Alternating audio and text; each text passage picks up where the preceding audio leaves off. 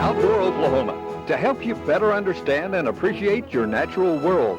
Brought to you from the Oklahoma Department of Wildlife Conservation, funded entirely by sportsmen and women like you to provide better outdoor opportunities for all to enjoy, today and tomorrow.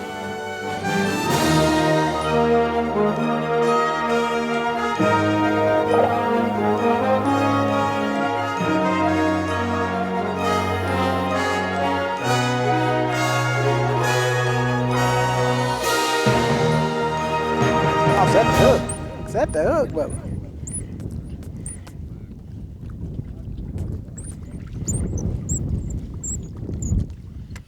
Oh, that's a decent fish here.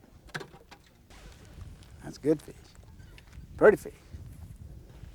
Notice some of them are a little darker than others. Yeah. Got more color. Hi everybody, welcome to Outdoor Oklahoma. I'm Larry Cofer, fisheries biologist for the Southwest region, and I'm fishing today with guide and friend of mine, Frankie Phelps from Marlow, Oklahoma. We're fishing Tom Stee today. Came out here trying to catch a sand bass for the show, but got onto some crappie and we just can't get off of them now. If you like sand bass, the state fish of Oklahoma, this is the week to watch. We've got action from Hickory Creek in the springtime when the trees are blooming, and then we go all the way to summertime in Eufaula and do some slab fishing. And then we're going to try to catch some sand bass here even in the wintertime. People won't believe it, maybe. You got another one? Yeah, I didn't want to say nothing there. Can you catch a sand bass, though? I hope.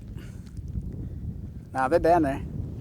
Well, while we're trying to catch a sand bass or two, why don't you watch this film of traditional sand bass fishing action at Hickory Creek in south central Oklahoma with Sherrill, Howery, and Gary Hart. We'll be back.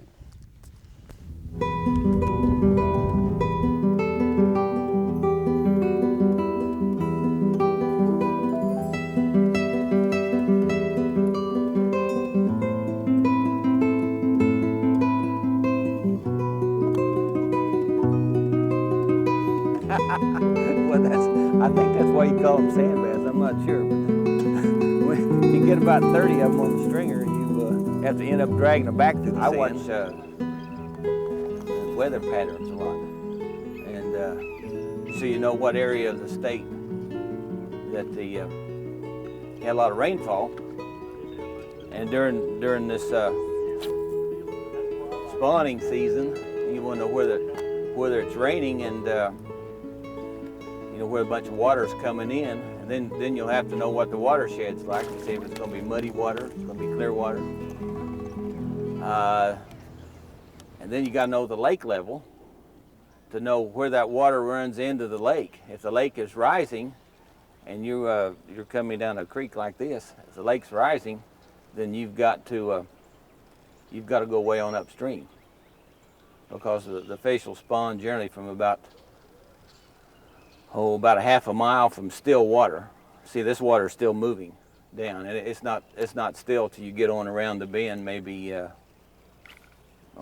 half a mile from here, maybe a little farther than that. They're dropping the lake level.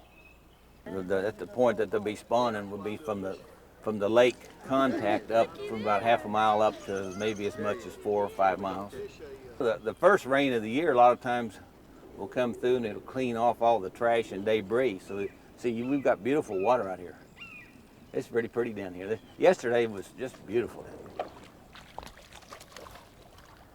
What we're doing is these sandies, they'll hang out right in the very deepest water, so they'll stay out of the sunlight, and they'll be facing upstream, and we're trying to bring a lure across the creek, let it go down to the bottom, and then bring it back at an angle so they can have a maximum amount of exposure down the channel.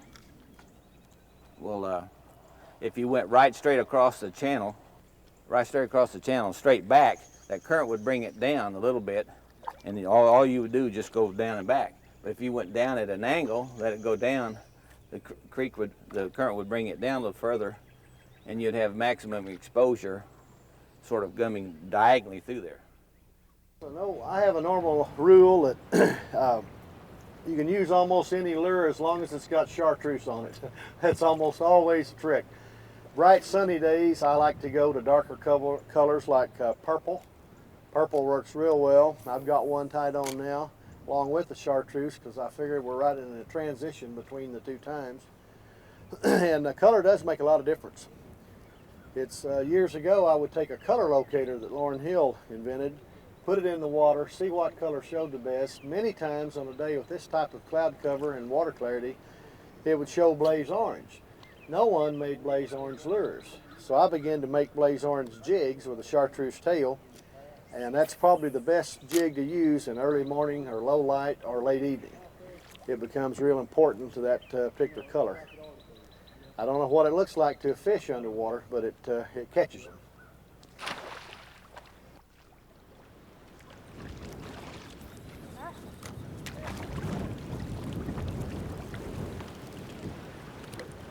That's a pretty good size one. The importance of the color is just to match the color to the conditions. One, with your cloud cover, how much sun you have, whether it's early in the day or late in the day. Early in the day, orange is good, blue is good, sometimes purple. And as you become brighter sunlight, then I go strictly with the purple and the blue. Late in the evening, I like to use that blaze orange head with the chartreuse tail. That way you've got both colors to give them a chance on. Push it on so the hook doesn't stick up very high above the sassy shad. The higher that hook sticks up, the more likely you are to catch a bunch of trash and debris out there. It's plenty good enough to catch a fish. But I'm using 2-inch. We use sassy shads when the closer to the lake you go and the deeper the hole, because the fish down here are more accustomed to eating what was in the lake, which are shad. That's the main diet. Now, the farther upstream we go, you'll see us in a little while. We'll be using little jigs that represent either grubs or creek minnows or something. But we'll go from the deeper holes with sassy shads to the shallower little places where we use jigs.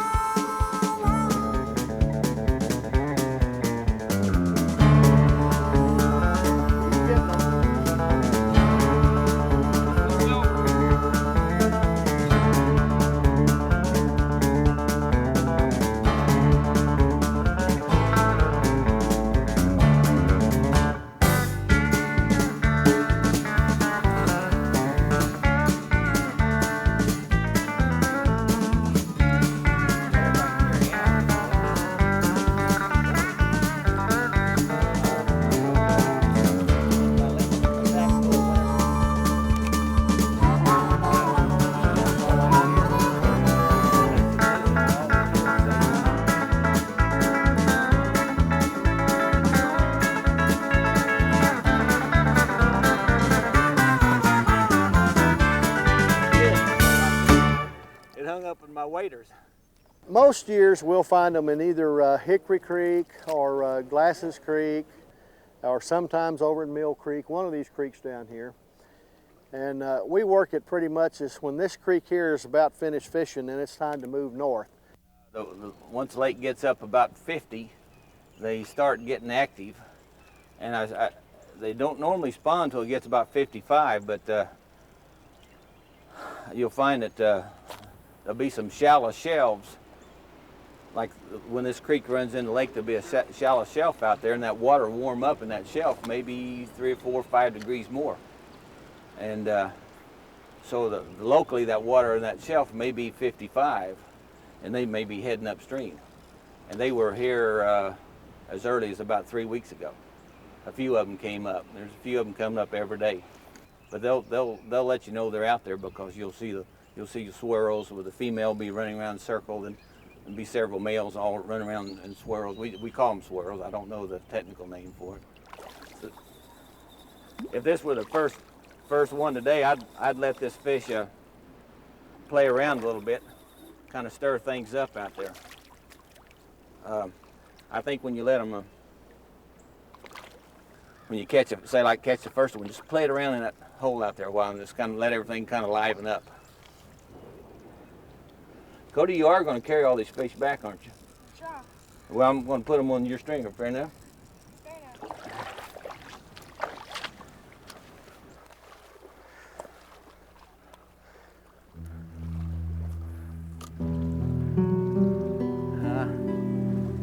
They could be ain't right that deep over, after all. over behind that tree.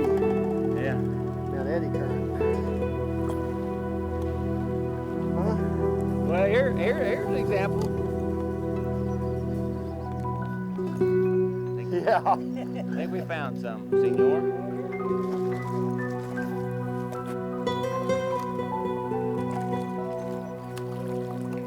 Yep.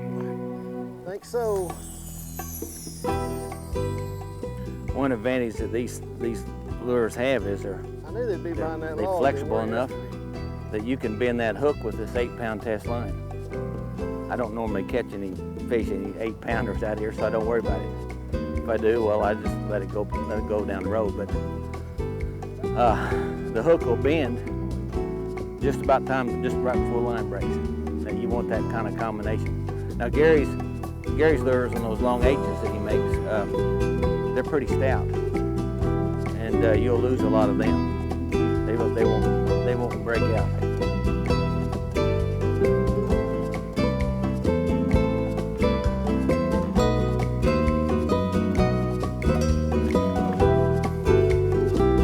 That's pretty handy. You just got a little loop down there and just tie it one time and you're on there.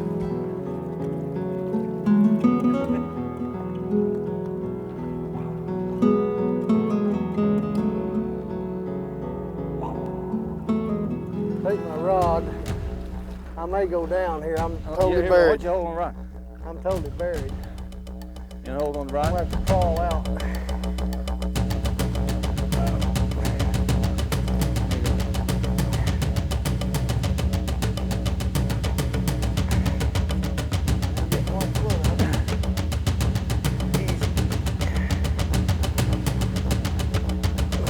One out. Just walk out on your knees. Damn, I gotta get that leg out. I'm up to my thigh. You have to go forward a little bit, if you can. This one there is where the water is moving through the sand faster than it is above it. So the sand grains are literally floating. And you'll walk off in one of these holes and go as I did, all the way up to my thigh in just one step, and it'll just bury you up. About the only way you can get out of it is to crawl out or to try to swim your way out of it. And it takes all your energy to do it, as you tell how bad out of breath I am. This fish is mine, and I saw him first.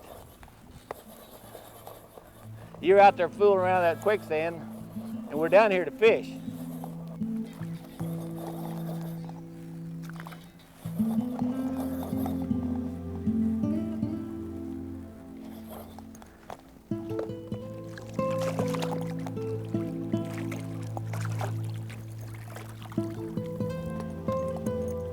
Hey, this is two and a half pounder right here. Where's Cody? Where are you now that I need you, Cody?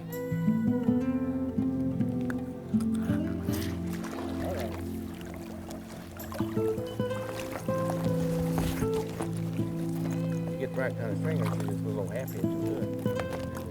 Let me get the fish. I go.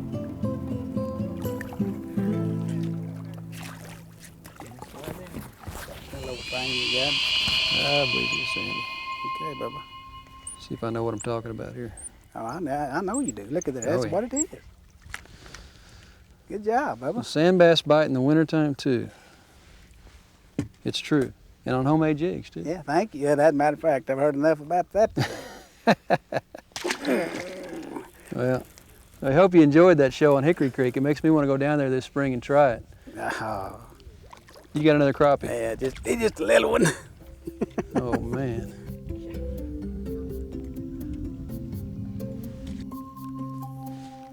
That one's He's biting like a operating sand now. bass. No, good crappie. Sport fisherman. You notice everybody's got on different colors too. This color isn't relevant. Color is not the issue. No. We're catching a few sand bass in here, but it's still mostly crappie. The next segment's going to be from Lake Eufaula, where Jack Ray shows Tom Chamberlain.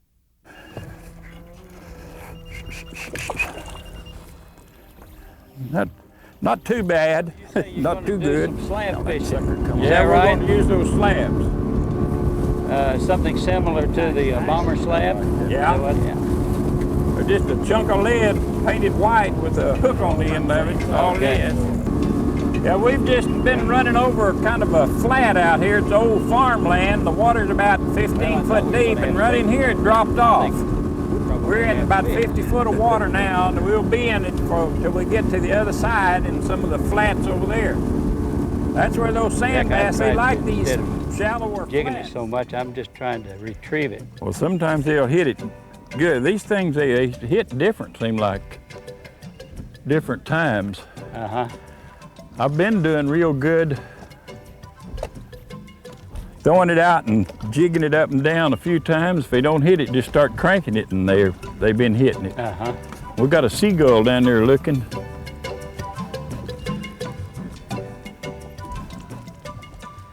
He's fishing too. Is your fish finder, your Oh yeah. locator? Oh yeah. We can pick up the shad on it. You can usually tell the sand bass from the shad. Yeah. There'll be a little bigger mark on this thing with the bigger fish. Your shad will show up as just little red specks. Uh-huh. The bigger fish will show up with black over red on this locator. On that muzzle, yeah. Yeah. Yeah, it looks like probably a fisherman, if he's really serious, he needs one of those. Oh locators. yeah, you nearly have to have one. Especially for your depth. Find the depth of the water. But like I say, you can pick the fish out on there. They're all about the same size. We'll get some of them big ones here maybe. When you're pulling that slab through the water, it's sideways, the feet tangled up on it, and it drags a lot of water, and it feels like a fish till you get it in. Usually you can just flip it. Just flip it a time or two and it'll straighten out like that.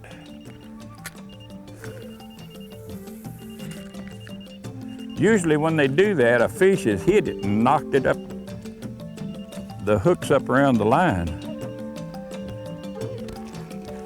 Well, Jack, we're catching a lot of fish. You know, I bet you we could live off this old lake and never be hungry again. Probably could, but we might get tired of fish. Well, I finally got one. Yeah, that's a pretty good one. They're getting a little bigger now. Yeah. Hey, Jack, on your retrieve on this, how do you work that slab? Well, I throw it out there and I'll let it go to the bottom. When it hits the bottom, I just lift it up easy and try to keep the line kind of tight where if they hit it, you can feel him. Lift it up, let her down. Lift it up and let it down. If you feel anything at all on there, give it a jerk. So you kind of keep the light kind of taut. You try to keep all the Try to keep the slack out of it. Sometimes I have good luck throwing it and let it go to the bottom and jigging it up and down a few times, and if they don't hit it, I just start cranking it. And a lot of times they must think it's trying to get away from them when it takes off real fast, and they'll chase it down. Yeah. This time I Maybe had a bite or something, and he's tangled my feet up again. Well, maybe they think it's injured too. You know, a lot of times they'll pursue they it. probably do, and it's trying to get away from them, which they're doing when they're out there chasing those shad. That's bigger mark. Uh-huh. I have been. Is that one? That's probably sand bass. Okay. Now your shad, if it's a group of shad close together, it'll show as a black spot. But I usually run along this, stay right in this area, and they'll usually show me where they're at. I'll see a shad jump or something without the birds to help us. There's a few seagulls back already. When they get back, they'll make it a lot easier. They'll show you where they're at. What about the bait fish, the shad? Are they pretty plentiful this year? I think they get out in this deep water and lay down on the bottom, and they're hard to see. Yeah, as hot as You the can weather's always been. find the shad when you run off of these drop-offs out here. Uh-huh. He just realized he's hooked. Get They're another getting a little bigger. one? Hey. think I waited too long. Sweat. That's a little bit better there. Hey, Yeah, that's a sand bass. that's another sand bass? Yep. Atta baby.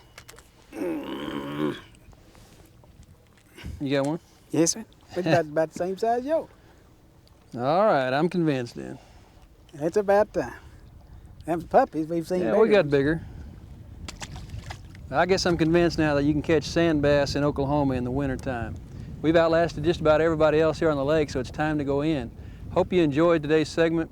Sand bass fishing all year round in Oklahoma is great. Hope you get a chance to go out and enjoy it. Join us next week on Outdoor Oklahoma.